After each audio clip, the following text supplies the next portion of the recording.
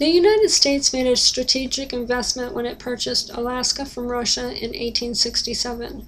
The purchase price was $7.2 million in gold, and that equates to about 2 cents per acre. Alaska is considered twice the size of Texas, and you could fit Rhode Island in it 425 times. So it's pretty significant landmass there. It has the lowest population density as well. Alaska has a lot of positive history associated with it. One of the things that occurred back in 1888 was the time period of the gold rush days. Settlers came from all over to strike it rich when they discovered gold up there and around the Yukon. Some of the areas of Nome still have remnants of the gold rush days. This is actually a photo that I took when I was traveling up there. It is a gold rush. You can actually walk up to that.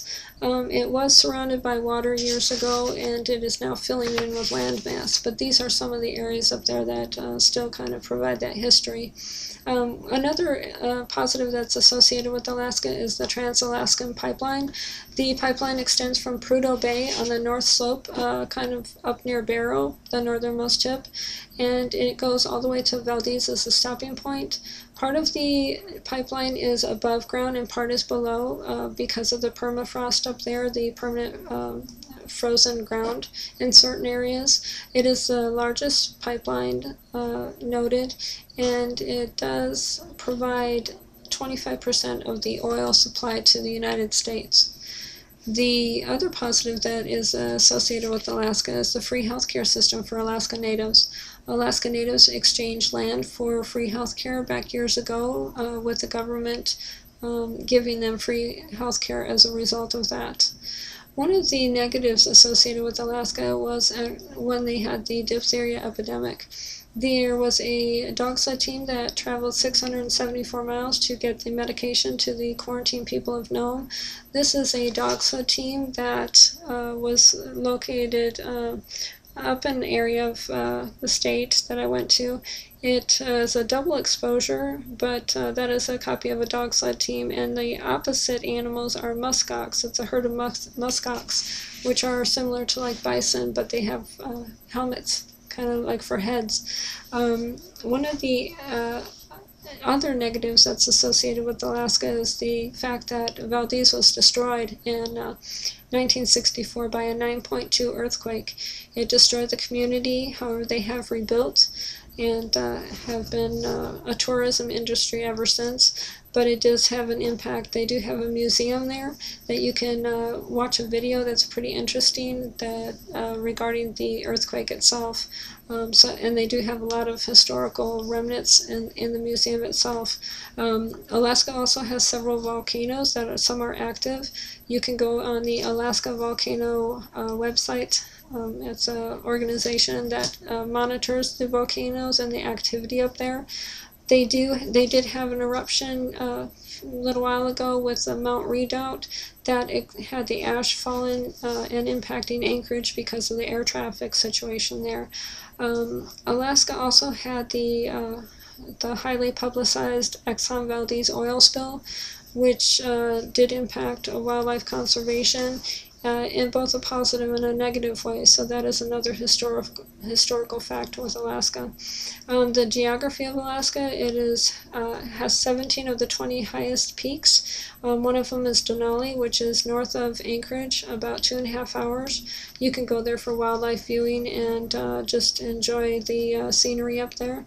You can actually see it from Anchorage at times on clear days. Alaska also was formed by glaciers. It has over 3,000 rivers, including the Yukon River, which is 2,000 miles long. And it has also one of the largest salmon runs for the states. The compass, Barrow is the most northern point of Alaska, and it is closest to Russia. It has polar bears up there and pretty frozen tundra. It isn't uncommon for it to go 40 or 50 below in the winter But it is an interesting community to work in. It's a lot of fun dealing with the native population up there. And as far as the heritage for Alaska, there were archaeological finds showing humans existed 11,000 to possibly 15,000 years ago.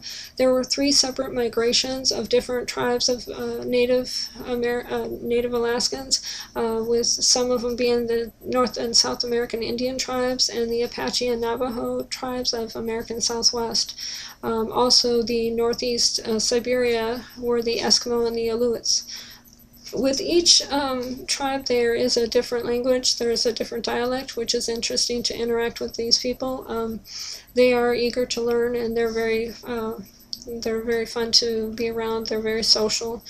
Some of the fun facts with Alaska is it is actually a major industry, with it being oil and natural gas. The state of Rhode Island, I said, it could fit 425 times in Alaska. Fishing and seafood are one of the largest private industries. They do have salmon, crab, halibut, and herring. Wildlife, they do have bears and bear viewing. You can go on excursions with your family. You can go and see bears. This is actually a picture of Alaska scenery there. It's what you would actually see if you go on the trails in Alaska. Oops, I may have that upside down. Yes, I do. The water, the tributaries there are glacier waters, and the foliage is pretty thick brush up there, and the bears can hide anywhere. This is actually one of the bears I did go see up there. It was a bear viewing. You can actually go on these 4 or 5, even 2-night stays, and they will guide you into bear country. You will be as close as 5 feet like I was from a grizzly, but obviously guided. Alaska also has a lot of bird viewing. They have caribou herds. They have a lot of interesting facts about the animals. They have the lowest endangered species list. Alaska natives also are very creative. They do make different crafts up there, and this is actually a doll that was made by a lady that used a seal fur, and they also make polar bear articles of clothing with polar bear skins and fur. So it's very interesting to interact with these people. So I hope you eventually get to experience Alaska someday, and I hope you enjoyed my presentation. Thank you.